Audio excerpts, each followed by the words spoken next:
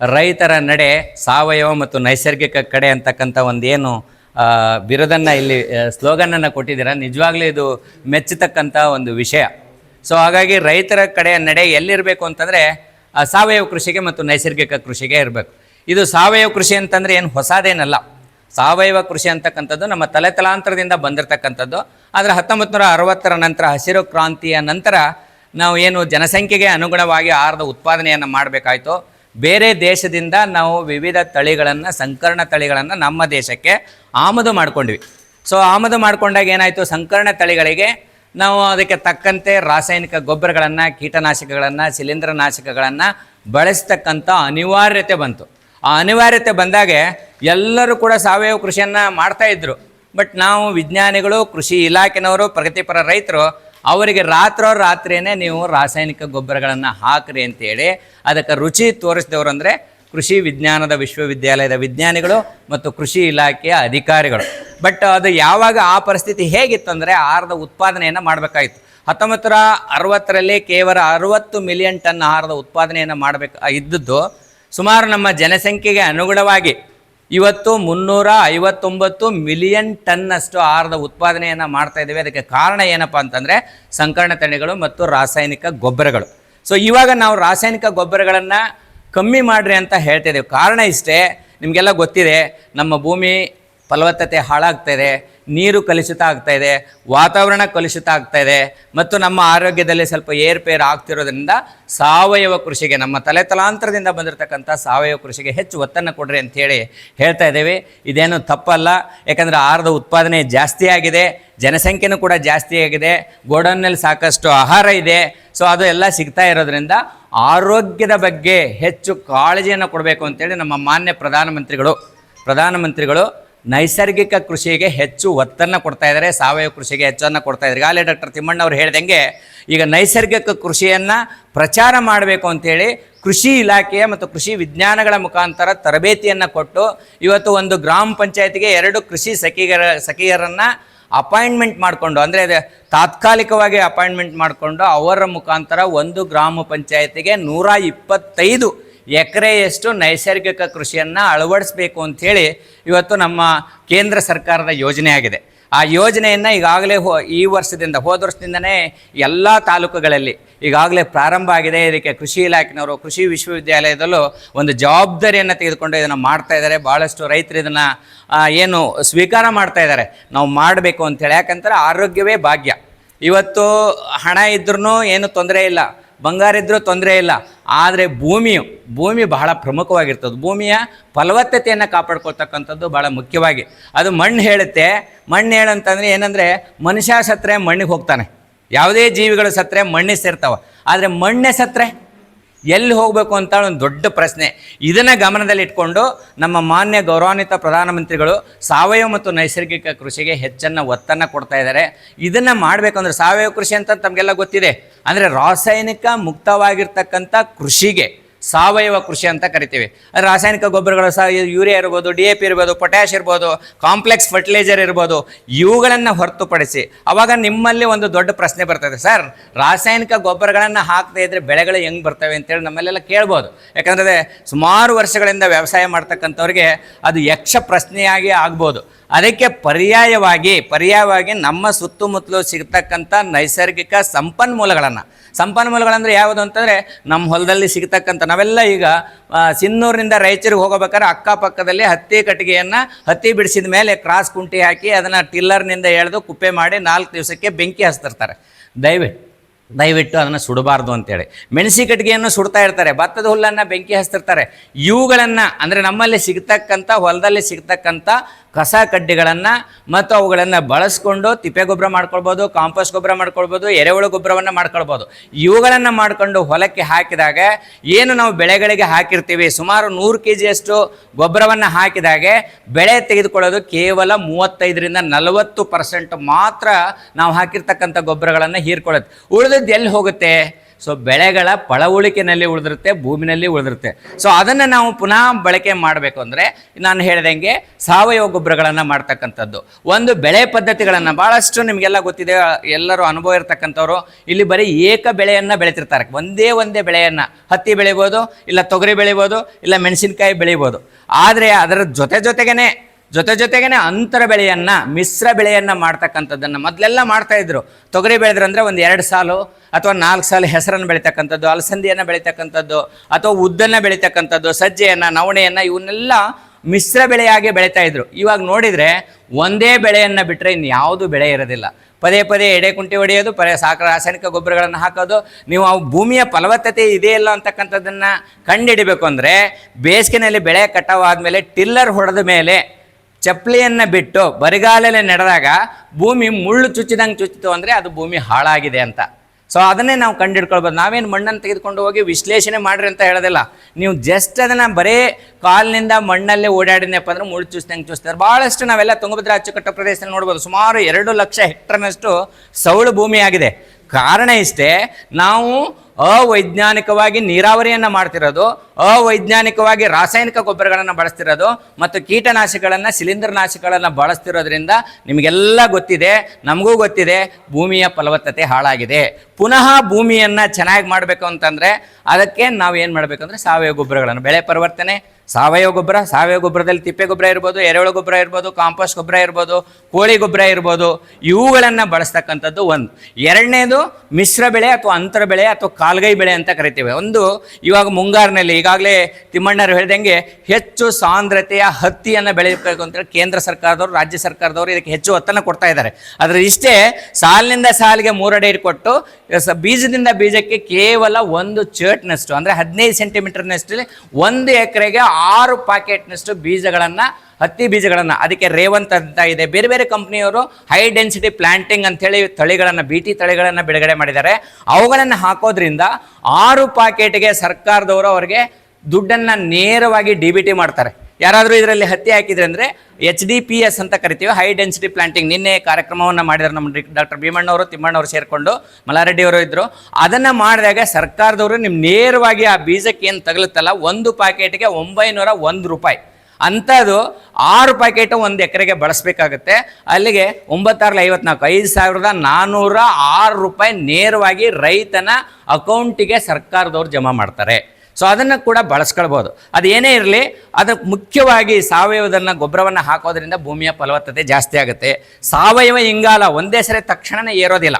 ಸಾವಯವ ಇಂಗಾಲ ಅದು ಆಗಬೇಕಂದ್ರೆ 1 ಇಂಚು ಮಣ್ಣು ಆಗಬೇಕಂದ್ರೆ 1,000 ವರ್ಷ ಬೇಕಾಗುತ್ತೆ. 1 ಇಂಚು ಮಣ್ಣು, ಭಾಳ ಫಲವತ್ತಾದ ಮಣ್ಣು ಆಗಬೇಕಂದ್ರೆ 1000 ವರ್ಷ ಬೇಕಾಗುತ್ತೆ. ಸೊ ಅದನ್ನು ಗಮನದಲ್ಲಿಟ್ಕೊಂಡು ಭೂಮಿಯನ್ನು ಹಾಳು ಮಾಡ್ಕೊಳ್ಳೋದೇನೆ. ಇನ್ನೊಂದು ನಿಮ್ಮಲ್ಲಿ ನಾನು ಮನವಿ ಮಾಡ್ಕೊಳ್ತೀನಿ, ಇಲ್ಲಿ ರೈತರು ಇರ್ತಕ್ಕಂಥವ್ರು ನಿಮ್ಮಲ್ಲೊಂದು ಕಳಕಳಿಯ ಮನವಿ ಅಂದರೆ, ಯಾವುದೇ ಕಾರಣಕ್ಕೂ ಭೂಮಿಯನ್ನು ಮಾರಾಟ ಮಾಡಬೇಡಿ. ಯಾವುದೇ ಕಾರಣಕ್ಕೂ ಭೂಮಿಯನ್ನು ಮಾರಾಟ ಮಾಡಬೇಡಿ. ಇವಾಗ ಲಕ್ಷಗಟ್ಟಲೆ ಎಲ್ಲ ಮಾರಾಟ ಆಗ್ತಾಯಿದೆ. ಆ ಭೂಮಿಯನ್ನು ಉಳಿಸ್ಕೊಳ್ಳಿ, ಅದನ್ನು ಮುಂದಿನ ಪೀಳಿಗೆಗಾಗಿ. ಅದಕ್ಕೆ ಏನು ಮಾಡಬೇಕು ಅಂತಂದರೆ, ನಾವು ಮಕ್ಕಳಿಗೆ ಏನು ಆಸ್ತಿಯನ್ನು ಮಾಡಬೇಡಿ. ನಮ್ಮ ಏನು ತಾತನವ್ರು ಹೇಳ್ತಾರೆ, ಕೊಪ್ಪಳದ ಅಜ್ಜವ್ರು ಹೇಳ್ತಾರೆ, ಮತ್ತು ಏನು ತುಮಕೂರು ಅಜ್ಜವ್ರು ಹೇಳ್ತಾರೆ, ಮಕ್ಕಳಿಗಾಗಿ ಆಸ್ತಿಯನ್ನು ಮಾಡಬೇಡಿ, ಮಕ್ಕಳನ್ನೇ ಆಸ್ತಿಯನ್ನಾಗಿ ಮಾಡಿರಿ ಅಂತಾರೆ. ಮಕ್ಕಳಿಗೆ ನಾವು ಯಾವುದು ಆಸ್ತಿ ಮಾಡಬೇಡ, ಒಳ್ಳೆಯ ಫಲವತ್ತಾದ ಭೂಮಿಯನ್ನು ಬಿಟ್ಟು ಹೋದರೆ ಸಾಕು, ಅದು ಒಳ್ಳೆಯ ಒಂದು ಆಸ್ತಿ ಅಂತಕ್ಕಂಥದ್ದನ್ನು ನಾವು ನೀವು ಇವತ್ತು ಏನು ಗಮನದಲ್ಲಿ ಇಟ್ಕೊಳ್ಬೇಕಾಗುತ್ತೆ. ಎರಡನೇದು ಏನಪ್ಪ ಅಂದರೆ, ಸರಿಯಾದ ಸಮಯದಲ್ಲಿ ಬಿತ್ತನೆಯನ್ನು ಮಾಡ್ತಕ್ಕಂಥದ್ದು. ಭೂಮಿಯ ಫಲವತ್ತತೆ ಜಾಸ್ತಿ ಆಗಬೇಕಂದ್ರೆ ಹಸಿರೆಲೆ ಗೊಬ್ಬರಗಳನ್ನು ಬೆಳೀತಕ್ಕಂಥದ್ದು. ಹಸಿರೆಲೆ ಗೊಬ್ಬರಗಳಾದರೆ ದೈಂಚ ಅಂತ ಇದೆ, ಪಿಳ್ಳೆ ಪಿಸ್ರೆ ಅಂತ ಇದೆ. ನಿಮ್ಮಲ್ಲಿ ಜೂನಿ ಬೆಳೀತಿರ್ತಾರೆ, ಏನು ಭತ್ತದ ಗದ್ದೆನಲ್ಲಿ ಭತ್ತ ನಾಟಿ ಮಾಡೋದಕ್ಕಿಂತ ಮೊದಲು ಜೂನಿಯನ್ನು ಬೆಳೀತಾರೆ. 55ನೇ ದಿವಸಕ್ಕೆ, ಬಿತ್ತಿದ 55ನೇ ದಿವಸಕ್ಕೆ ಒಂದು ಹೂವು ಬರುತ್ತೆ ಗಿಡದಲ್ಲಿ. ಅದನ್ನು ರೋಟೋವೇಟರ್ನಿಂದ ಹೊಲದಲ್ಲಿ ಸೇರಿಸೋದ್ರಿಂದ ಸುಮಾರು 8 kg ಸಾರಜನಕ, 12 kgಯಷ್ಟು ರಂಜಕ ನಮಗೆ ಪುಗಸೆಟ್ಟಿಯಾಗಿ ಭೂಮಿನಲ್ಲಿ ಸೇರಿಸಲಿಕ್ಕೆ ಅನುಕೂಲ ಆಗುತ್ತೆ. ಸೊ ಹಸಿರೆಲೆ ಗೊಬ್ಬರಗಳನ್ನು ಬೆಳೀತಕ್ಕಂಥದ್ದು. ಎರಡನೇದೇನಪ್ಪ ಅಂದರೆ, ಜೀವಾಣು ಗೊಬ್ಬರಗಳನ್ನು ಬೆಳೆಸ್ತಕ್ಕಂಥ ನಮ್ಮಲ್ಲಿದೆ, ತಂದಿದ್ದೀವಿ ನಾವು ಜೀವಾಣು ಗೊಬ್ಬರಗಳನ್ನು. ಅಜೋಸ್ಪಿರಿಲಮ್ ಅಂತಕ್ಕಂಥದ್ದಿದೆ, ಅಜಿಟೋಬ್ಯಾಕ್ಟರ್ ಅಂತಕ್ಕಂಥದ್ದಿದೆ. ಇದು ಏಕದಳ ಧಾನ್ಯಗಳಿಗೆ, ಭತ್ತಕ್ಕೆ ಅಥವಾ ಸಜ್ಜೆಗೆ ಅಥವಾ ನವಣೆಗೆ ಅಥವಾ ಏಕದಳ ಧಾನ್ಯಗಳಿಗೆ. ಇನ್ನು ದ್ವಿದಳ ಧಾನ್ಯಗಳಿಗಾದರೆ ರೈಜೋಬಿಯಂ ಅಂತಕ್ಕಂಥದ್ದು ಅದು ಸಿಗುತ್ತೆ. ನೀವು ಯಾರಾದ್ರೂ ಫೋನ್ ಮಾಡಿದರೆ ಸಾಕು, ನೀವು ಫೋನ್ಪೇ ಮಾಡಿದರೆ ನಾವು ಡೈರೆಕ್ಟ್ ನೇರವಾಗಿ ಬಸ್ಸಿಗೆ ಇಡ್ತೀವಿ. ಈಗ ಇಡೀ ಕರ್ನಾಟಕದಾದ್ಯಂತ ನಮ್ಮ ಕೃಷಿ ವಿಶ್ವವಿದ್ಯಾಲಯ ರಾಯಚೂರಿನಿಂದ ಇವೆಲ್ಲ ಹೋಗ್ತಾ ಇದ್ದಾವೆ. ಯಾವುದು ಜೀವಾಣುಗಳು ಗೊಬ್ಬರ ಹೋಗ್ತಾ ಇದ್ದಾವೆ, ಮತ್ತು ರೋಗಗಳನ್ನು ಹತೋಟಿ ಮಾಡಲಿಕ್ಕೆ ಟ್ರೈಕೋಡರ್ಮಾ ಮತ್ತು ಸುಡಮನಸ್ ಅಂತಕ್ಕಂಥದ್ದಿದೆ. ಅದನ್ನು ಕೂಡ ನೀವು ಬಂದು ತೊಗೊಳೋದು ಬೇಕಾಗಿಲ್ಲ, ನೀವು ಫೋನ್ ಮಾಡಿದರೆ ಸಾಕು, ನಿಮಗೆ ಮುಟ್ಟಿಸ್ತಕ್ಕಂಥ ಒಂದು ವ್ಯವಸ್ಥೆಯನ್ನು ನಮ್ಮ ಕೃಷಿ ವಿಶ್ವವಿದ್ಯಾಲಯ KVK ಜೊತೆಗೆ ನಾವು ಮಾಡ್ತೀವಿ. ಅದು ಒಂದು ಬೀಜೋಪಚಾರ ಮಾಡೋಕ್ಕೆ ಈಗ ಏಕದಳ ಧಾನ್ಯಗಳಿಗೆ ಅಜೋಸ್ಪಿರ್ಲಮ್, ಅಜಿಟೋಬ್ಯಾಕ್ಟರ್ ಮತ್ತು PSB ಫಾಸ್ಫೇಟ್ ಸಾಲಬಲೈಸಿಂಗ್ ಬ್ಯಾಕ್ಟೀರಿಯಾ ಅಂತ ಕರಿತೀವಿ ನಾವು.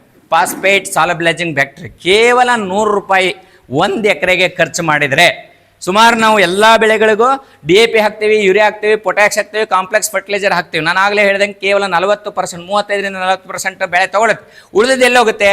ಬೆಳೆಯ ಒಂದು ಕಾಂಡಗಳಲ್ಲಿ, ಟೊಂಗೆಗಳಲ್ಲಿ ಉಳಿಯುತ್ತೆ ಮತ್ತು ಭೂಮಿನಲ್ಲಿ.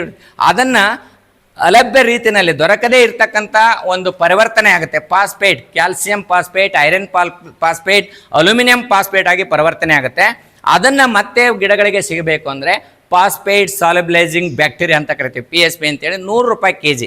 ಅದನ್ನು ಎಕರೆಗೆ 1 kg ಅಷ್ಟು ಹಾಕಿದರೆ ಸಾಕು, ನಿಮಗೆ ಅದು ಅಲಭ್ಯತೆ ಅಂದರೆ ಸಿಗದೇ ಇರ್ತಕ್ಕಂಥ ರೂಪದಲ್ಲಿ ಇರ್ತಕ್ಕಂಥದ್ದನ್ನು ಬೆಳೆಗಳಿಗೆ ಸಿಗುವ ರೂಪದಲ್ಲಿ ಮಾಡ್ತಕ್ಕಂಥದ್ದು. ದಯವಿಟ್ಟು ಅದನ್ನು ಹಾಕಿದ್ರೆ ಭಾಳಷ್ಟು ರೈತರು ಇದನ್ನು ಬಳಸ್ಕೊಳ್ತಾ ಇದ್ದಾರೆ. ನಮ್ಮ ಕೃಷಿ ವಿಶ್ವವಿದ್ಯಾಲಯದ ಏನು ಅನೇಕ ಪ್ರಚಾರದ ಮುಖಾಂತರ ಮಾಡಿದ್ರಿಂದ, KVK ಮುಖಾಂತರ ಮಾಡೋದ್ರಿಂದ ಅದು ಒಂದು. ಇವಾಗ ತೊಗರಿಯನ್ನು ಬಿತ್ತಿರ್ತಾರೆ. ಈಗಾಗಲೇ ಭಾಳಷ್ಟು ಜನ ತೊಗರಿಯನ್ನು ಬಿತ್ತಿದ್ದಾರೆ, ಬಟ್ ಈ ವರ್ಷ ಸುಮಾರು 90%ನಷ್ಟು ಹತ್ತಿಯನ್ನು ಬಿತ್ತಿದ್ದಾರೆ. ನೀವೆಲ್ಲೇ ಹೋಗ್ರಿ, ಇಡೀ ರಾಯಚೂರು ಜಿಲ್ಲೆಯ ಮೂಲೆಗೂ ಹೋದ್ರೂ ಕೂಡ 90%ನಷ್ಟು ಹತ್ತಿಯನ್ನು ಬೆಳೀತಾ ಇದ್ದಾರೆ. ಕಾರಣ ಇಷ್ಟೇ, ಹೋದ್ರೆ ಸರ್ ರೇಟ್ ಚೆನ್ನಾಗಿ ಬಂತು ಅಂತ ಹೇಳಿ. ಮೆಣಸಿನ್ಕಾಯಿ ರೇಟ್ ಬಿದ್ದೋಯ್ತು, ಹಾಗಾಗಿ ಮೆಣಸಿನ್ಕಾಯಿನ ಕಮ್ಮಿ ಮಾಡಿದರು.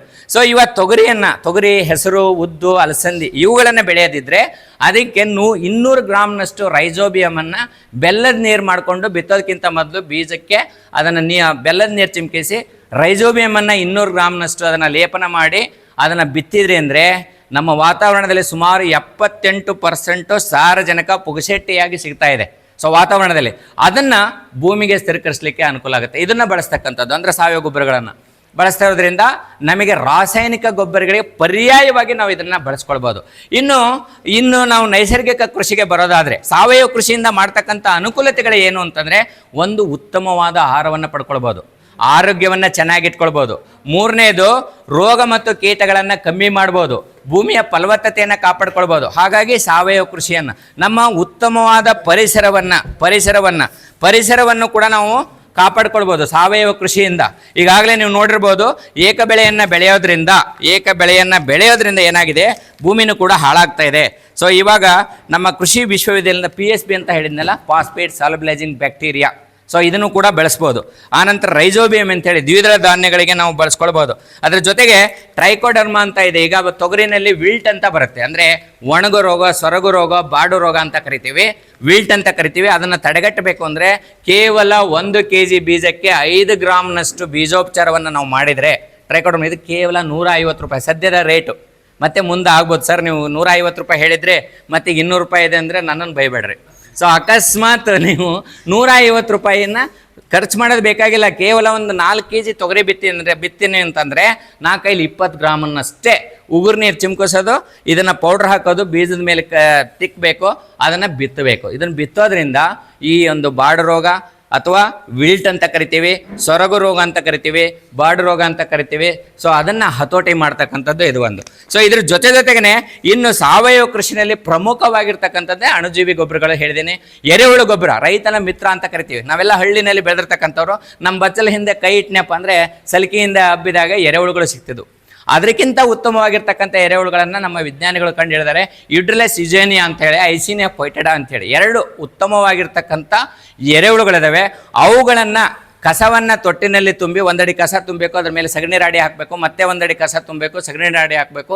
ಹೀಗೆ 8 ದಿವಸ ಅದರ ಸತತವಾಗಿ ಬೆಳಗ್ಗೆ ಸಾಯಂಕಾಲ ನೀರು ಹಾಕಿ 9ನೇ ದಿವಸಕ್ಕೆ ನೀವು 14 ಅಡಿ ಉದ್ದ, 3 ಅಡಿ ಅಗಲ, 3 ಅಡಿ ಉದ್ದ ಇತ್ತು ಅಂದರೆ 2 kg ಅಷ್ಟು ಹುಳುಗಳನ್ನು, ಯುಡ್ರಿಲಸ್ ಯುಜೇನಿಯಾ ಅಥವಾ ಐಸಿನಿಯಾ ಫೈಟೆಡಾ ಅಂಥೇಳಿ 2 ಎರೆಹುಳುಗಳಿದ್ದಾವೆ.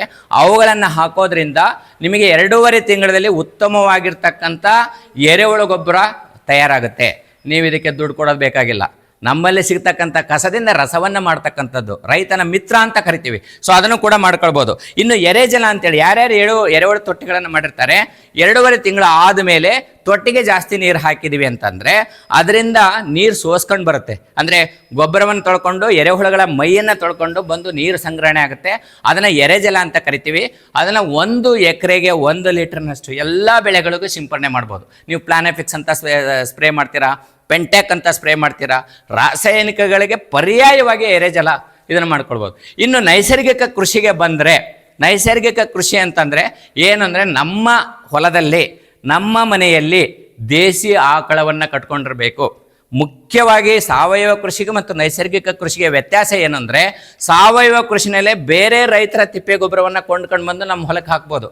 ಆದರೆ ನೈಸರ್ಗಿಕ ಕೃಷಿನಲ್ಲಿ ನಮ್ಮ ಹೊಲದಲ್ಲೇ ಕಸ ಬಳಸ್ಕೊಂಡು ನಮ್ಮ ಮನೆಯಲ್ಲಿರ್ತಕ್ಕಂಥ ಆಕಳದ ಗೋಮೂತ್ರ ಮತ್ತು ಸಗಣಿಯನ್ನು ಬಳಸ್ಕೊಂಡು ಕಸವನ್ನು ಬಳಸ್ಕೊಂಡು ಅದರಿಂದ ಮಾಡಿರ್ತಕ್ಕಂಥ ಕೃಷಿಗೆ, ರಾಸಾಯನಿಕ ಮುಕ್ತವಾಗಿರ್ತಕ್ಕಂಥ ಕೃಷಿಗೆ ನೈಸರ್ಗಿಕ ಕೃಷಿ ಅಂತ ಕರಿತೀವಿ. ಸೊ ನೈಸರ್ಗಿಕ ಕೃಷಿನಲ್ಲಿ 4 ಮೂಲ ಆಧಾರ ಸ್ತಂಭಗಳಿದ್ದಾವೆ.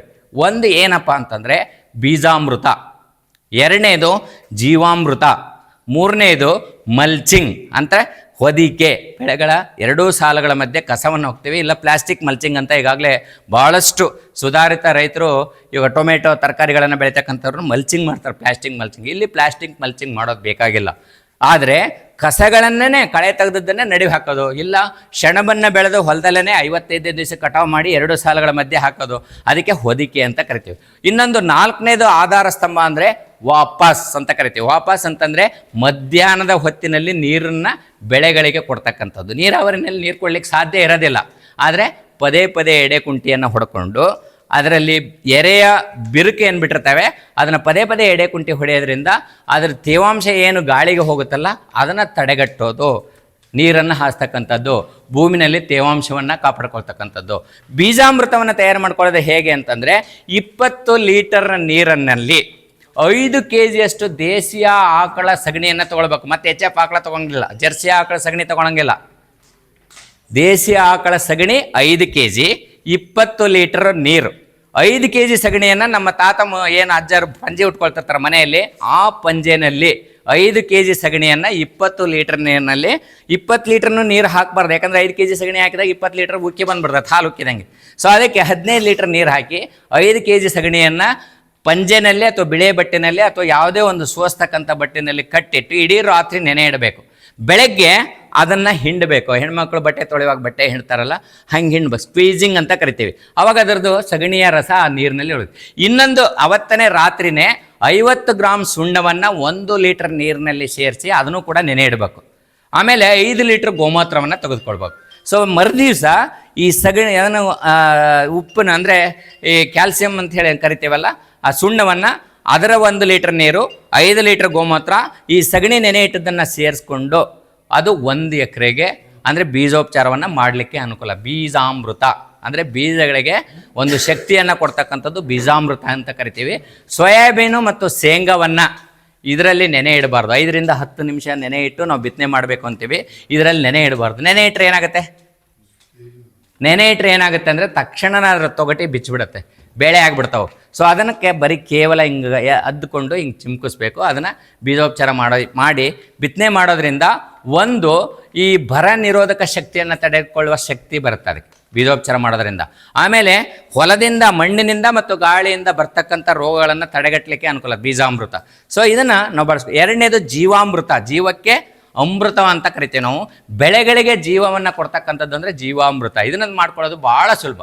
200 ಲೀಟರ್ ಡ್ರಮ್ಮು, ಅದರಲ್ಲಿ 10 kg ದೇಶೀಯ ಆಕಳ ಸಗಣಿ, 10 ಲೀಟರ್ ದೇಶೀಯ ಆಕಳ ಗೋಮೂತ್ರ, 2 kg ಬೆಲ್ಲ, 2 kg ಕಡಲೆ ಹಿಟ್ಟು ಅಥವಾ ಯಾವುದೇ ದ್ವಿದಳ ಧಾನ್ಯದ ಹಿಟ್ಟು, ಆಮೇಲೆ ಹೊಲದ ಬದಿವಿನಲ್ಲಿ ಅಥವಾ ಮರದ ಕೆಳಗೆ ಇರ್ತಕ್ಕಂಥ 1 ಬೊಗಸೆಯ ಮಣ್ಣನ್ನು ಆ ಡ್ರಮ್ಮಿನಲ್ಲಿ 200 ಲೀಟರ್ನಲ್ಲಿ ಡ್ರಮ್ಮಿನಲ್ಲಿ 200 ಲೀಟರ್ ನೀರು ಹಾಕಬಾರ್ದು, 180 ಲೀಟರ್ ನೀರು ಹಾಕಬೇಕು. 10 kg ಸಗಣಿ, 10 ಲೀಟರ್ ಗೋಮೂತ್ರ ಹಾಕಿ, 2 kg ಬೆಲ್ಲ, 2 kg ಕಡಲೆ ಹಿಟ್ಟು, 1 ಬೊಗಸೆ ಮಣ್ಣನ್ನು ಹಾಕಿ ಎಡಗಡೆಯಿಂದ ಬಲಗಡೆ ಗಡಿಯಾರ ಹೆಂಗೆ ತಿರುಗುತ್ತಲ್ಲ ಹಾಗೆ ತಿರುಗಬೇಕು. ಯಾಕೆ ಅಂತ ನೀವು ಪ್ರಶ್ನೆ ಮಾಡ್ಬೋದು. ಎಡಗಡೆಯಿಂದನೇ ಯಾಕೆ ತಿರುಗೋದು? ನಾ ಬಲಗಡೆಯಿಂದ ತಿರುಗ್ತೇನಪ್ಪ ಬಸವಣ್ಣಪ್ಪ ಅಂತ ಅನ್ಬೋದು ನೀವು. ಬೇಕಾಗಿಲ್ಲ. ಯಾಕೆಂದರೆ ಸೂಕ್ಷ್ಮಾಣು ಜೀವಿಗಳು ವಿರುದ್ಧ ದಿಕ್ಕಿನಲ್ಲಿ ಹೋದ್ವಿ ಅಂದರೆ ಅದರ ಸಂಖ್ಯೆ ಕಮ್ಮಿ ಆಗುತ್ತೆ. ಹಾಗಾಗಿ ಈ ಗಡಿಯಾರದ ರೀತಿಯಲ್ಲಿ ಅಥವಾ ದೇವಸ್ಥಾನಕ್ಕೆ ಹೋದಾಗ ಪ್ರದಕ್ಷಿಣೆ ಹಾಕ್ತೇವಲ್ಲ, ಆ ನಿಟ್ಟಿನಲ್ಲಿ ನಾವು ತಿರುಗಬೇಕಾಗತ್ತೆ. 7 ದಿವಸ ಬೆಳಗ್ಗೆ, ಮಧ್ಯಾಹ್ನ, ಸಾಯಂಕಾಲ 3 ಹೊತ್ತು ಇರಬೇಕು. ಮಧ್ಯಾಹ್ನ ಆಗದೇ ಇದ್ರೂ ನಡೆಯುತ್ತೆ, ಬೆಳಗ್ಗೆ ಸಾಯಂಕಾಲ ಮಾತ್ರ ತಿರುವಿ. ಅದನ್ನು 7 ದಿವಸ ಆದಮೇಲೆ 8ನೇ ದಿವಸಕ್ಕೆ 1 ಎಕರೆಗೆ 200 ಲೀಟ್ರನ್ನ ನಾವು ಗಿಡದ ಬುಡಕ್ಕಾದ್ರೂ ಬಿಡ್ಬೋದು, ಸಿಂಪರಣೆಯನ್ನು ಮಾಡ್ಬೋದು. ಜೀವಾಮೃತ ಇದರಿಂದ ಏನಾಗುತ್ತೆ, ಪೋಷಕಾಂಶಗಳು ಸಿಗ್ತವೆ, ಬೆಳೆವರ್ಧಕಗಳು ಸಿಗ್ತವೆ, PGPR ಅಂತ ಕರಿತೀವಿ ನಾವು, ಪ್ಲ್ಯಾಂಟ್ ಗ್ರೋತ್ ರೆಗ್ಯುಲೇಟರ್ಸ್ ಅಂತ ಕರಿತೀವಿ, ಅದರಲ್ಲೇ ಸಿಗುತ್ತೆ. ಸೊ ಇದರಿಂದ ಬೆಳೆಯು ಚೆನ್ನಾಗಿ ಬೆಳೀತೀವಿ. ಎಲ್ಲ ಥರದ ಬೆಳೆಗಳಿಗೂ ಬೆಳೆಸ್ಬೋದು. ನಾ ಮೆಣಸಿನ್ಕಾಯಿ ಬೆಳಿತೀನಿ ಅದಷ್ಟಕ್ಕೆ ಅಲ್ಲ, ಎಲ್ಲ ಥರದ ಬೆಳೆಗಳಿಗೂ ಜೀವಾಮೃತವನ್ನು ಮಾಡ್ಕೊಳ್ಳೋದು. ಇನ್ನು ಮಲ್ಚಿಂಗ್ ಅಂದರೆ ಹೊದಿಕೆ. ಸೊ ಹೊದಿಕೆಯನ್ನು ಸಾಧ್ಯವಾದಷ್ಟು ನಿಮ್ಮ ಹೊಲದಲ್ಲಿ ಕಳೆ ತೆಗೆದದ್ದನ್ನು ಅಥವಾ 2 ಸಾಲುಗಳ ಮಧ್ಯೆ ಯಾವುದೇ ಬೆಳೆ ಇರ್ಬೋದು, ಅದರಲ್ಲಿ ಸೆಣಬು ಅಥವಾ ದೈಂಚೆ ಅಥವಾ ಹೆಸರು, ಉದ್ದು, ಅಲಸಂದಿಯನ್ನು ಬೆಳೆದು ಅಲ್ಲೇ 30ನೇ ದಿವಸಕ್ಕೆ ಅಥವಾ 55ನೇ ದಿವಸಕ್ಕೆ ಅದನ್ನು ಸೇರಿಸೋದ್ರಿಂದ ಮಲ್ಚಿಂಗ್ ಅಂತ ಕರಿತೀವಿ. ಇನ್ನು ವಾಪಸ್ ನ್ಯಾಚುರಲ್ ಫಾರ್ಮಿಂಗ್ ಅಂದರೆ ನೈಸರ್ಗಿಕ ಕೃಷಿಯ 4 ತತ್ವದಲ್ಲಿ ವಾಪಸ್ ಅಂತ ಕರಿತೀವಿ. ಅದನ್ನು ಮಧ್ಯಾಹ್ನದ ಹೊತ್ತಲ್ಲಿ ಸಾಧ್ಯವಾದರೆ ನೀರು ಕೊಡ್ಬೋದು, ಇಲ್ಲ ಪದೇ ಪದೇ ಎಡೆಕುಂಟಿಯನ್ನು ಹೊಡೆದು ತೇವಾಂಶ ಆವೇ ಆಗದಂತೆ ತಡೆಗಟ್ಕೊಳ್ಳೋದಕ್ಕೆ ವಾಪಸ್ ಅಂತ ಕರಿತೀವಿ. ಇವು 4 ತತ್ವಗಳನ್ನು ಅನುಸರಿಸಿದರೆ ನಿಜವಾಗಲೂ ನೈಸರ್ಗಿಕ ಕೃಷಿ, ಸಾವಯವ ಕೃಷಿ ಮತ್ತು ನೈಸರ್ಗಿಕ ಕೃಷಿಯನ್ನು ಸಾಂಪ್ರದಾಯಿಕ ಕೃಷಿಗೆ ಹೋಲಿಸಿ ನೋಡಿದರೆ ತಕ್ಷಣವೇ ಇಳುವರಿ ಜಾಸ್ತಿ ಆಗೋದಿಲ್ಲ. ಇಳುವರಿ ಜಾಸ್ತಿ ಆಗೋದಿಲ್ಲ. ಕನ್ವರ್ಷನ್ ಪೀರಿಯಡ್ ಅಂತ ಕರಿತೀವಿ, ಪರಿವರ್ತನಾ ದಿವಸಗಳು ಅಂತ ಕರಿತೀವಿ. ಕನಿಷ್ಠ ಅಂದ್ರೂ 3 ವರ್ಷ ಸತತವಾಗಿ ನಾವು ಮಾಡಬೇಕಾಗುತ್ತೆ. ಸಾವಯವ ಕೃಷಿ ಅಥವಾ ನೈಸರ್ಗಿಕ ಕೃಷಿಯನ್ನು ಕನಿಷ್ಠ ಅಂದ್ರೂ 3 ವರ್ಷ ಮಾಡಿದಾಗೆ 3ನೇ ವರ್ಷದ ನಂತರ ನಿಮ್ಮ ರಾಸಾಯನಿಕ ಕೃಷಿಗೆ ಸರಿಸಮನಾಗಿ ಇಳುವರಿಯನ್ನು ಪಡ್ಕೊಳ್ಬೋದು. ಈಗ ನಮ್ಮ ಎದ್ದಲದೊಡ್ಡಿ ತಾತನವರು ಶ್ರೀ ಮಹಾಲಿಂಗಮ್ಮ ಸ್ವಾಮಿಗಳ ಅಧ್ಯಕ್ಷತೆಯಲ್ಲಿ ಅವರ ಸುಮಾರು 2,500 ಜನ ನೈಸರ್ಗಿಕ ಕೃಷಿಯನ್ನು ಮಾಡ್ತಿದ್ದಾರೆ, ಸಾವಯವ ಕೃಷಿಯನ್ನು ಮಾಡ್ತಿದ್ದಾರೆ. ಪ್ರತಿಯೊಂದು ತಿಂಗಳನ್ನು ಕೂಡ ಕೊನೆಯ ವಾರದಲ್ಲಿ ಒಬ್ಬೊಬ್ಬರ ರೈತರ ಹೊಲದಲ್ಲಿ ಕಾರ್ಯಕ್ರಮವನ್ನು ಮಾಡ್ತಿದ್ದಾರೆ. ಅದನ್ನು ಕೂಡ ಮಾಡ್ಕೊಳ್ಬೋದು. ಮತ್ತು ರಾಯಚೂರಿನ ಸುತ್ತಮುತ್ತ ಸುಮಾರು ಆ್ಯಪಲ್ ದಿನಲ್ಲಿ ಚಂದ್ರಶೇಖರ್ ಅಂತ ಇದ್ದಾರೆ, ಇವರಿಗೆ ಬೇಕಾಗಿರ್ತಕ್ಕಂಥ ರೈತರು, ಅವರು ನೈಸರ್ಗಿಕ ಕೃಷಿಯನ್ನು ಮಾಡ್ತಿದ್ದಾರೆ. ಮತ್ತು ಎರೆಜಲವನ್ನು ಮಾಡ್ಕೊಳ್ಬೋದು. ಜೀವಾಣು ಗೊಬ್ಬರಗಳನ್ನು ಬಳಸ್ಕೊಂಡಾಗ ಭೂಮಿಯ ಫಲವತ್ತತೆ ಜಾಸ್ತಿ ಆಗುತ್ತೆ, ವಾತಾವರಣ ಚೆನ್ನಾಗಿರುತ್ತೆ, ಉತ್ತಮವಾದ ಆಹಾರದ ಉತ್ಪಾದನೆಯನ್ನು ಮಾಡ್ಕೊಳ್ಳೋಕ್ಕಾಗುತ್ತೆ. ಆರೋಗ್ಯವೇ ಭಾಗ್ಯ ಅಂತ ನಾವು ಕರಿತೀವಲ್ಲ, ಆರೋಗ್ಯವನ್ನು ಕಾಪಾಡ್ಕೊಳ್ಳೋಕ್ಕೆ ಅನುಕೂಲ ಆಗುತ್ತೆ. ಇನ್ನೂ ಮಾತಾಡೋರು ಭಾಳ ಜನ ಇದ್ದಾರೆ. ಮಾತನಾಡುವವರ ಮುಂದೆ ಮೈಕ್ ಇರಬಾರ್ದಂತೆ. ನಮ್ಮ ಹತ್ರ ಮೈಕ್ ಇಲ್ಲ, ಆದರೂ ಕೂಡ ಜಾಸ್ತಿ ಹೊತ್ತು ಮಾತಾಡ್ತಾ ಇದ್ದೇನೆ.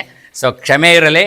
ಸೊ ನಮ್ಮನ್ನು ಇಲ್ಲಿ ಕರೆಸಿ ನಿಮ್ಮ ಜೊತೆಗೆ ನಮ್ಮ ಅನಿಸಿಕೆಗಳನ್ನು, ಅನುಭವಗಳನ್ನು ಹಂಚ್ಕೊಳ್ಳಿಕ್ಕೆ ಅನುವು ಮಾಡಿಕೊಟ್ಟಿರ್ತಕ್ಕಂಥ ವೇದಿಕೆ ಮೇಲೆ ಇರೋರಿಗೆ ನಿಮಗೂ ಕೂಡ ವಂದಿಸಿ ನನ್ನ ಚಿಕ್ಕ ಅನುಭವವನ್ನು ಮುಗಿಸ್ತೇನೆ. ಜೈ ಹಿಂದ್.